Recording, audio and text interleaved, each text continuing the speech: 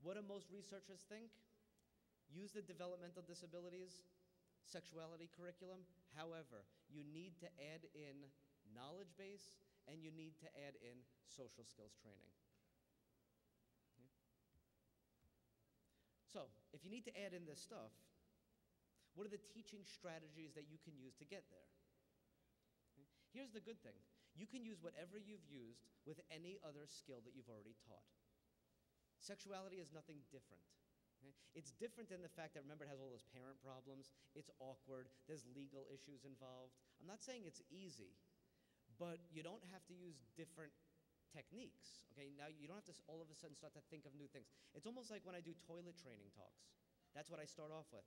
I say, I can't toilet train my kids. I say, well, we're going to use the same exact things you've already used.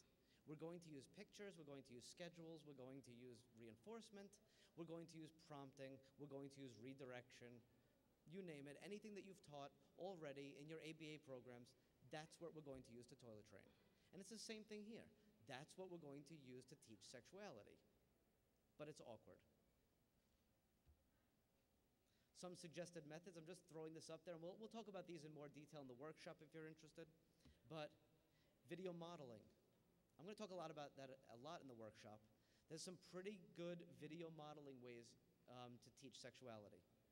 There's pretty good video modeling ways to teach sexuality knowledge. It's awkward, okay?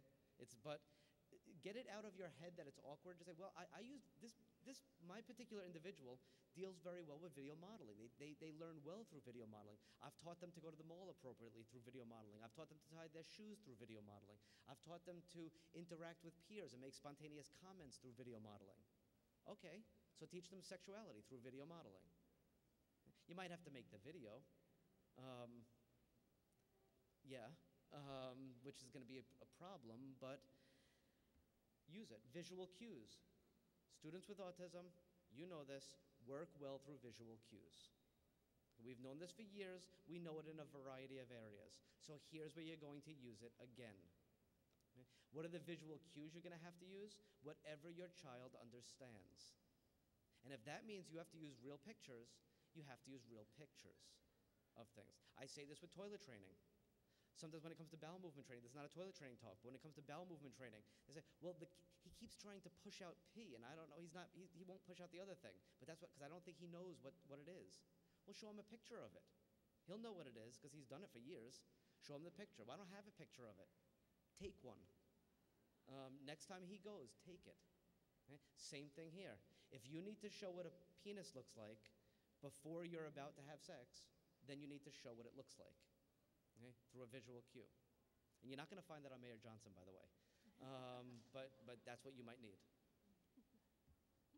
Social stories, excellent. Okay? Especially when it comes to the more social skills, things that we're going to teach with autism, spectrum disorders, and sexuality. Also, by the way, very useful for things like teaching masturbation techniques, appropriateness of where and when. These are all very good through social stories. Script and script fading. There's nothing new here.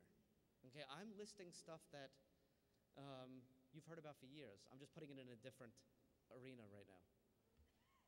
Task analysis, breaking things down. Pivotal response training, cognitive behavioral techniques, especially if you're more on the on the Asperger's spectrum. Didactic instruction, just teaching them. Role play, feedback, completely invaluable. I use this all the time in my social skills groups. Role play and feedback. I'm going to make the phone call. I say, well, take out your cell phone and we're going to let's do it. Like that. You call me. I'm going to go in the other room. We're not even going to see face-to-face each other because that'll change things. I'm going to go in the other room and we're going to talk this out on the phone. And we're going to role play it and role play it and role play it until you get it right. Self-management techniques, all very useful. Just some tips when you're discussing this stuff. Give information piecemeal, not all on the go. Don't tell them everything at once. Slowly, gradually, the way you teach any other skill. Once again, visual aids. Give time for questions. Okay. Use humor. Okay. make sure that you're as concrete as possible. Remember, individuals with autism, one, have difficulties with generalization. Okay? Two, have difficulties with abstract concepts. Okay? So you're going to have to bring it down to the level of concrete concepts. Now, I'm not saying make the concepts easier. I'm saying make them more concrete. Okay? Make them more visual. Okay.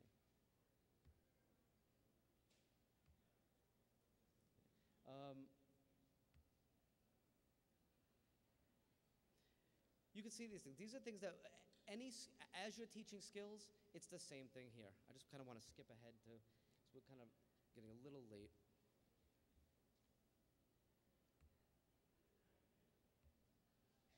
Okay. Here's a important point. When you're teaching someone with autism spectrum disorder about sexuality, okay, when they're going to engage in their sexuality is not when you're around. Okay? So, especially if you're taking more of a staff role, who are the people they should be going to if they have questions and you're not available? Okay? Who are these other people that they could check in on and get some knowledge from? Okay? They need to know that. It doesn't always have to be you, but you could say, if you need to, ask so-and-so. By the way, it doesn't have to be a parent. It could be awkward the other way around, too. Okay? It's awkward for the parent to the child. Okay? It's awkward from the child to the parent. Okay? So sometimes you have siblings, they're pretty good resources. Okay?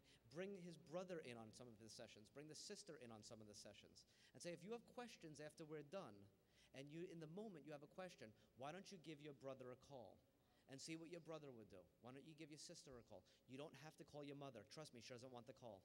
And discuss this with you. Your brother will be able to do it. Okay. Plan breaks. This is an important point also. Don't overestimate comprehension, even if what they're saying back to you seems to be on the mark. Okay? And once again, in my social skills groups with Asperger's, I see this a lot. They can tell me right back what I just told them, not in an echolalic way, but they kind of got it, and they paraphrase it, and they tell me back. But then we go to role play, and it's not there. I said, but you told me that you understood. Yeah, I do, and he tells me back. And then we role play, and it's not there. So somehow the comprehension, although the expressive language tells me they understood, the comprehension doesn't seem to be there. So you have to practice and practice and practice beyond what they're telling you they understand. By the way, that's fine that's good for typically developing kids too. What they tell you and what they actually understand is not always the case. Okay.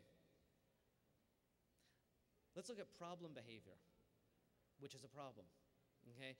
And it is actually the majority of referrals for sexuality, for sexual consultation, is not usually about, I want my child to express themselves sexually. It's more, he's doing or she's doing something inappropriate that I need to stop. Okay?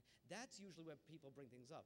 Because if the child is just not developing sexually, parents are usually just, well, okay, whatever. Remember, 25% of individuals on the autism spectrum and 25% of typically developing individuals just aren't all that into it.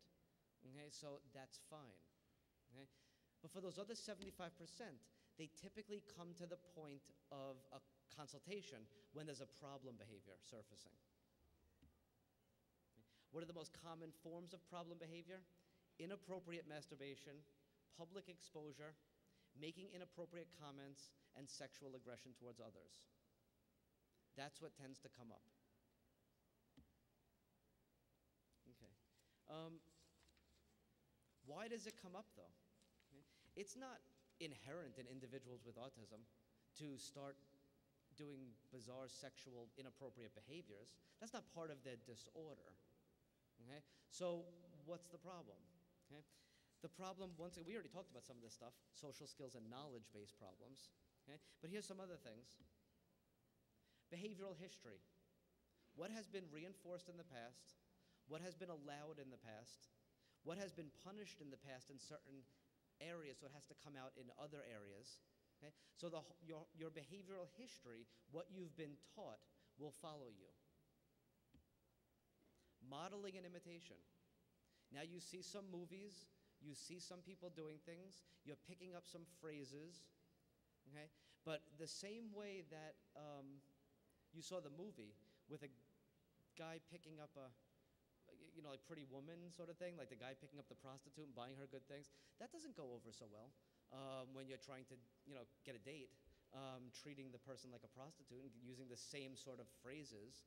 That's not the way you would do it. But if you're modeling that behavior and you don't have the social skills to understand the nuances of why that was appropriate for that movie, and now you're trying it in real life, that's going to have a backfire and be a problem. Inappropriate partner selection. One of the problems is, remember that whole social circles thing? One of the problems is individuals with autism spectrum disorders are largely around staff. Okay? And there's a lot of misinterpretation of staff that are taking care of you and people that I could engage in sexual behaviors with. Okay? But yet that's who they're around. Okay? And kind of going back to the Devereaux model with their philosophy is doesn't it make sense? You would engage in sexual behaviors with the people within your social circle, whomever those people might be. Okay? Well, if staff are in your social circle, okay, that's an issue. Okay? Family are in your social circle a lot. Okay? In the absence of social skills, not knowing why that's kind of inappropriate, you cross over the line. And that's who you engage in sexual expression, sexual behaviors with. Sexual history. Okay? Kind of not really behavioral history, but sexual history. What do you know about sexuality? What have you experienced? What have people done to you, and what have you done? And how's it turned out for you? And that shapes your future behavior. Finally, your medical history shapes your sexuality. Medications that you're on, conditions that you have. Okay? So all of this together could potentially lead to problem behavior. Other explanations: lack of sexual knowledge, delays or disorders in age-appropriate socialization, deficits in theory of mind, not knowing what other people are thinking or if they are thinking, and what they would be thinking. That's a problem. Okay? I got to tell you, with my Asperger's groups, this is a big problem. They have a lot of difficulty, not that they can't, but they have a lot of difficulty reading what someone else would be thinking. And they think the person is thinking what they're thinking. I'm generalizing here, by the way. They think the person is thinking what they're thinking. So they make a bizarre statement to me. I'm like, do you really think that that's what's going to happen? Do you really think if you say that to her, that she's going to do that to you? Oh, yeah. Why do you think that? Because I want to do that. Okay, but do you really think using that line is going to get you what you want? I think so. Not realizing that how the other person is going to perceive their advance. Okay? And once again, that lack of sexual knowledge, it's shocking. My groups are pretty high-functioning individuals that really know not much cognitive deficit, and the questions that they ask me sometimes, I always have to take a step back, because they say, well, questions about pregnancy, questions about alternate forms of sexual behavior, okay? Wanting to know if it's right to do that, if it's not right to do that, if it's something that people do. Okay? There's a real deficit when it comes to lack of knowledge. And once again, I know with these guys, they've been really sheltered from all this stuff. A lot of it is, the first time we're discussing this is with me. Not with their friends when they were 13, but with me, now, at the age of 23. Lack of discrimination skills, where and when. Overprotection, deficits in problem-solving skills, gravitation towards sensory input. It's likely that all of these things are causing the problem behavior, combinations of them. What are the treatment strategies? You're going to use, once again, anything that you've seen work in this individual with other skills you've tried to teach. That's how you're going to teach through the problem behavior. Okay? Social skills training, differential reinforcement of appropriate behavior, response interruption and redirection for inappropriate behavior, contingent punishment. I'm not advocating for it. I'm just saying there's a lot of literature behind it. Visual cues, discrimination training, where and when, social stories, teaching of appropriate masturbation, increasing leisure skills and activities, individual and group counseling sessions, all of it in combination.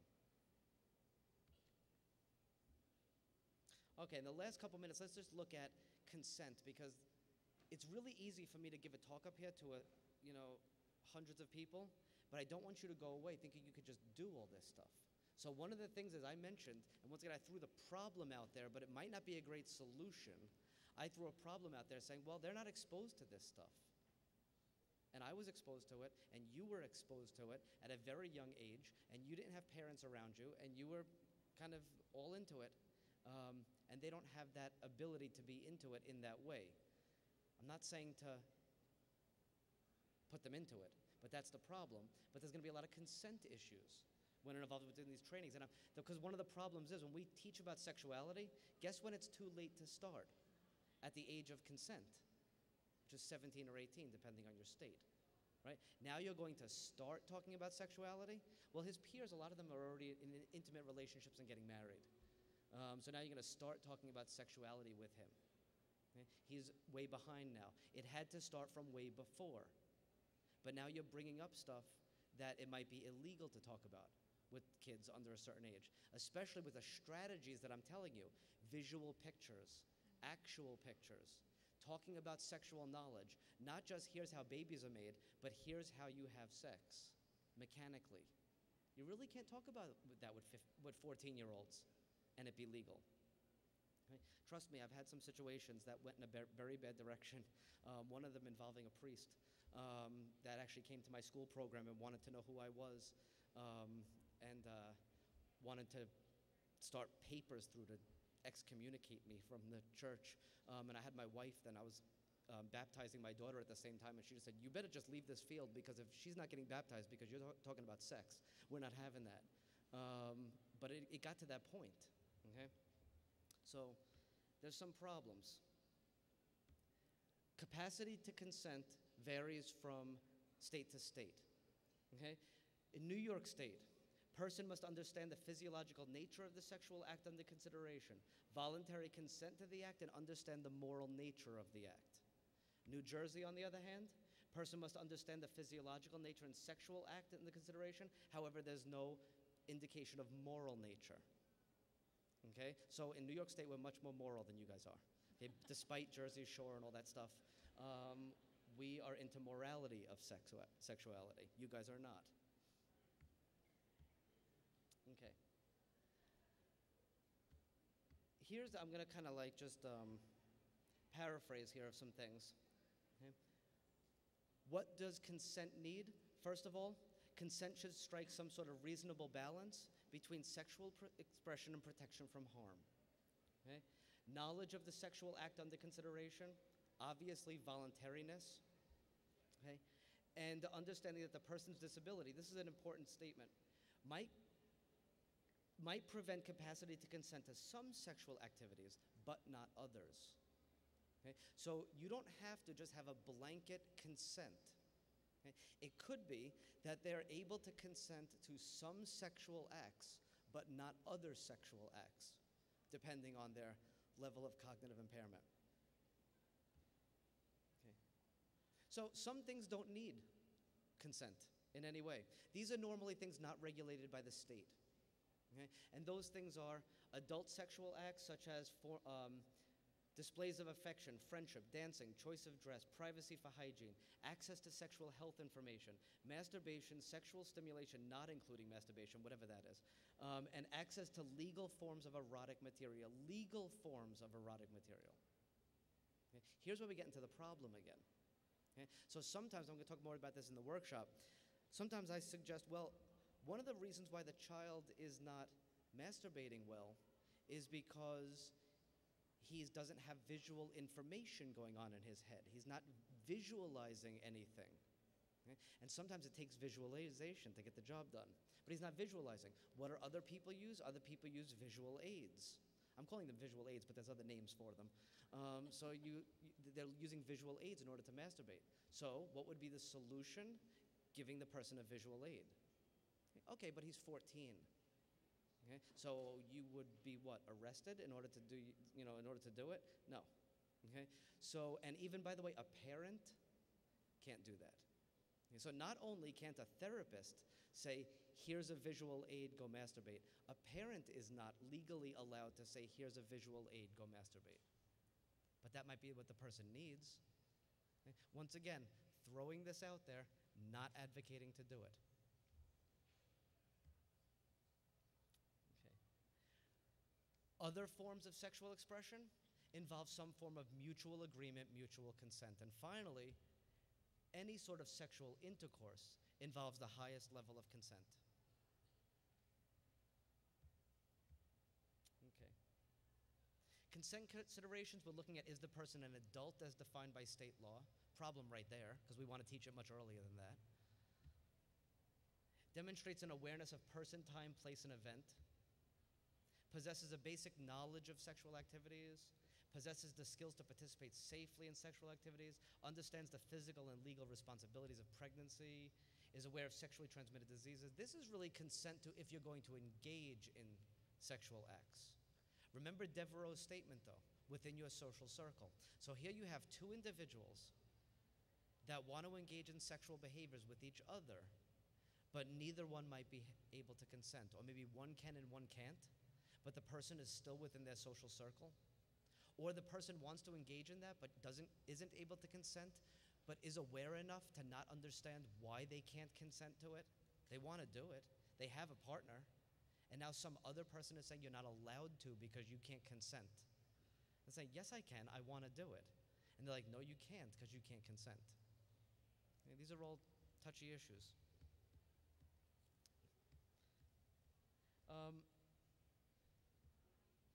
So there's a lot of issues with consent, and I'm going to not go through it, but my advice would be, before you start to deal with sexuality, just check your state laws when it comes to things, check your program's policies, because your program might have policies regarding these things. Definitely check what the parents want you to do. Do not go into realms where the parents were not an active partner in this and don't want you to go into that realm. Okay? Even typically developing sex ed curriculum still requires consent of parents. Okay? So definitely you get consent of parents. Okay? Last, you should actually get participant assent, or consent if you can. So what is my last statements here? If you take anything away from it, the majority of typically developing adolescents and adults engage in forms of sexual thoughts and sexual behaviors. Same statement, the majority of adolescents and adults on the spectrum engage in some form of sexual thoughts and sexual behaviors. It's normal, it's natural, it's expected. The difficulty is appropriately expressing sexuality through social skills deficits, problem-solving deficits, sexual knowledge deficits. This is what causes the problem. Okay. Sexual education should be individualized, should include social skills training, should include knowledge base. Okay? And last, inappropriate sexual behaviors should be thought of as normal behaviors that need to be refined, not as maladaptive behaviors that need to be completely extinguished. That is it.